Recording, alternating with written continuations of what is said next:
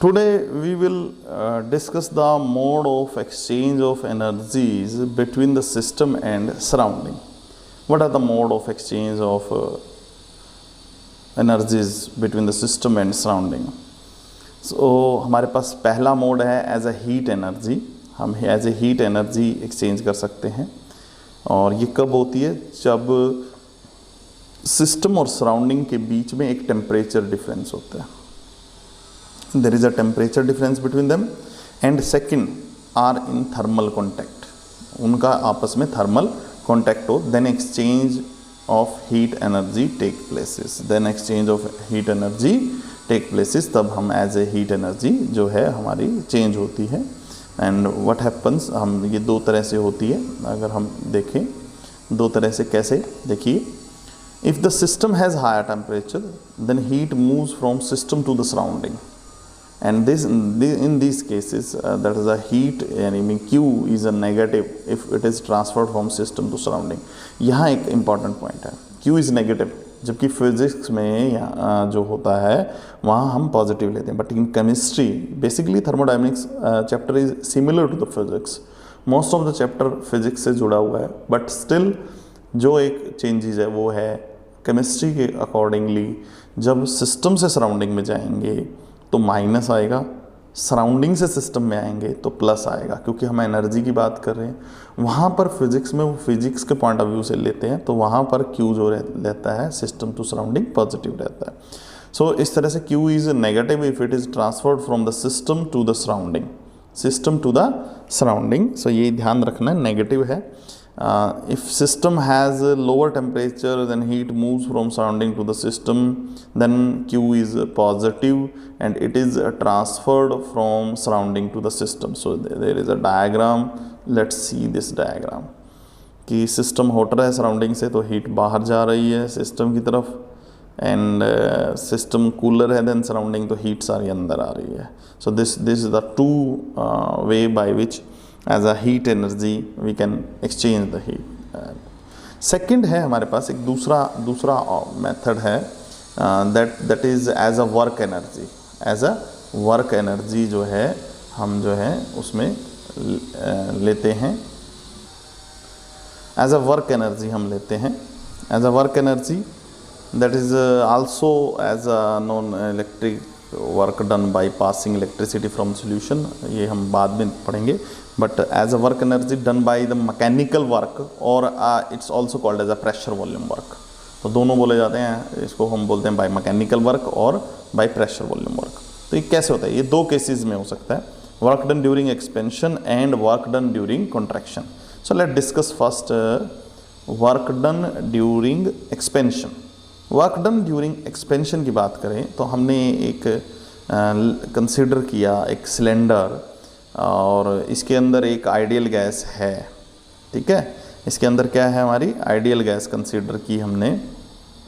Now जो हमारा इसके अंदर पिस्टन है ये ऊपर नीचे होने के लिए हम कंसिडर करते हैं कि ये वेटलेस है and it is a frictionless.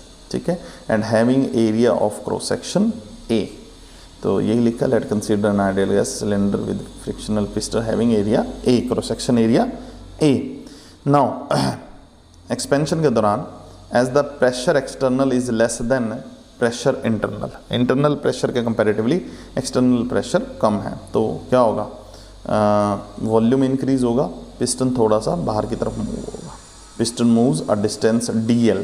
कितनी डिस्टेंस मूव कर गया?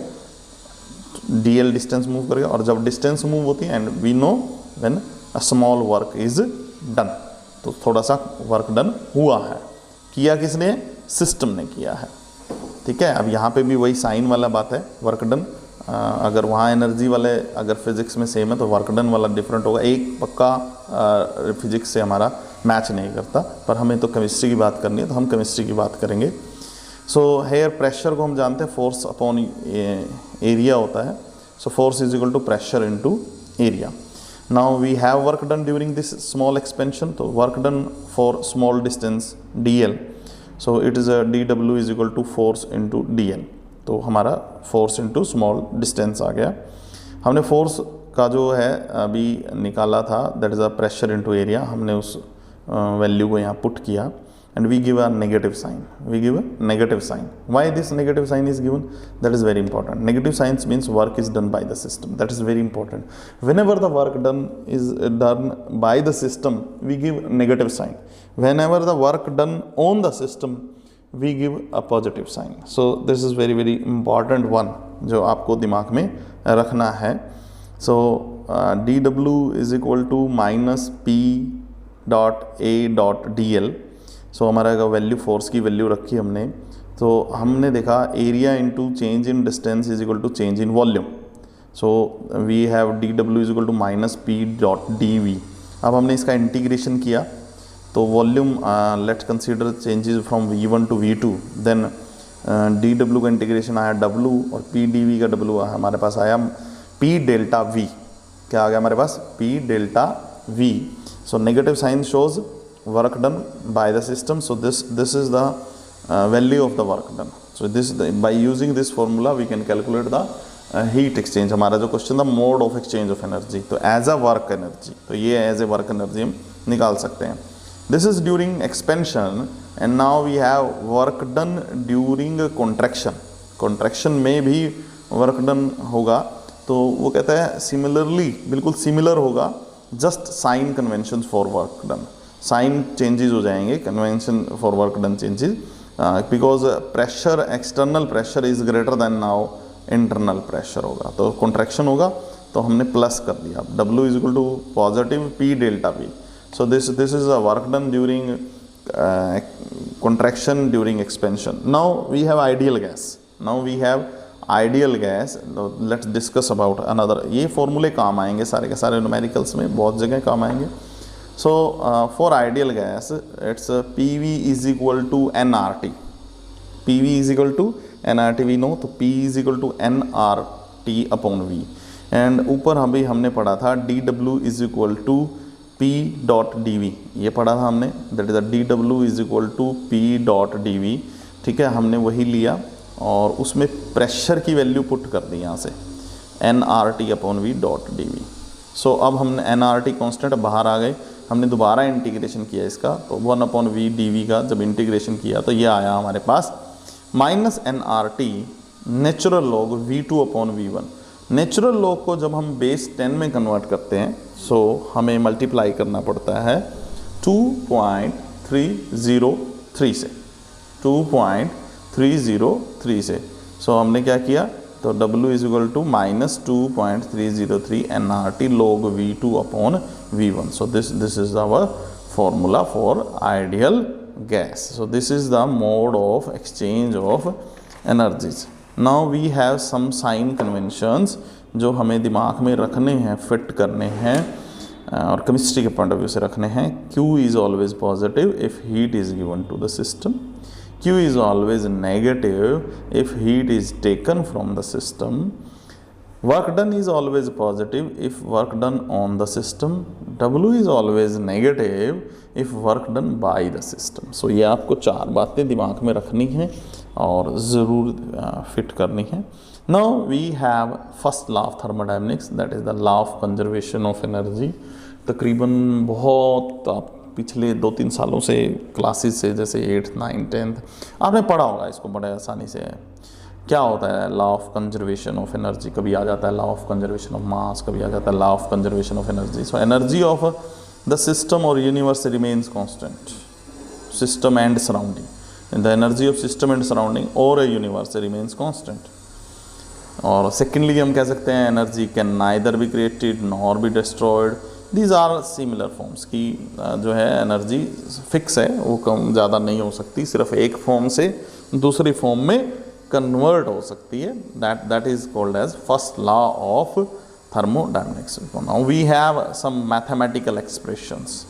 सो मैथमेटिकल एक्सप्रेशंस में हम पढ़ते हैं, क्या पढ़ते हैं देखिए. Let us suppose that a system has internal energy U1 हमने उसका कंसीडर कर लिया.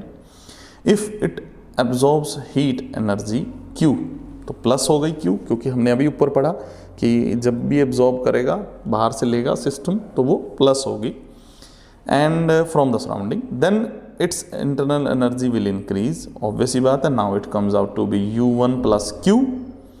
If the work is done on the system, then work done on the system means W also positive. Then its final internal energy becomes, that is the U1 plus Q plus W. Let it be U2. So U2 is equal to U1 plus Q plus W.